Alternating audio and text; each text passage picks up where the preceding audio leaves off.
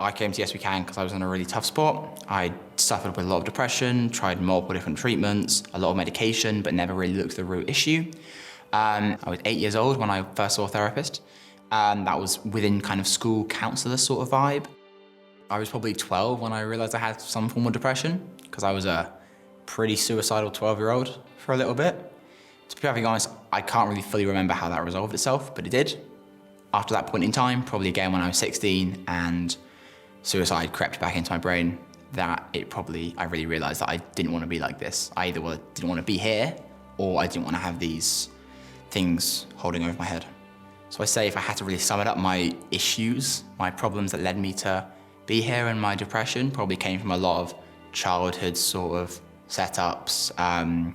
Just the way I am when I was younger didn't really mash very well, and obviously the way my parents were and our interactions kind of just slowly led to a lot of these things, and obviously a lot of just modern society led me to not feel great, self-pity, those sorts of words. For me, my prior treatments didn't really do enough for me because they were often about slapping on medication and other kind of sciencey kind of out there treatments rather than looking at the root problem. When I first came to Yes We Can, the fact that I was here with just depression and behavioural issues and not an addict really got me down. I thought I wasn't worth to be here.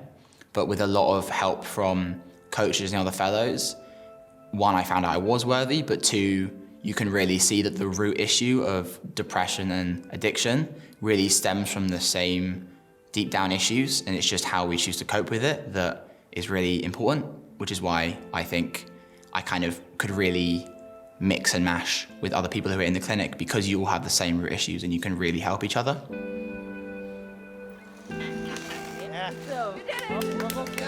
Warm, friendly, terrifying were probably my first impressions of Yes We Can. Everyone's super friendly, but you're not in a particularly great space. So big new people, lots of like setups coming on, but overall amazing warmth was probably the biggest feeling I felt when I came in. Whether you're talking about the coaches or the nurses or even the kitchen staff, they come in and you can tell that they really want to be there. They've seen the differences in people when they come and when they leave, and you can really tell that they're still here because they want to be here, and because they want to be here, they have a positive energy about them, and that can really kind of radiate from them. And you can feel it. Like I remember leaving, and the person who cleaned the bedrooms always leaves a nice message for everyone, and it's just that personal touch that really makes it special.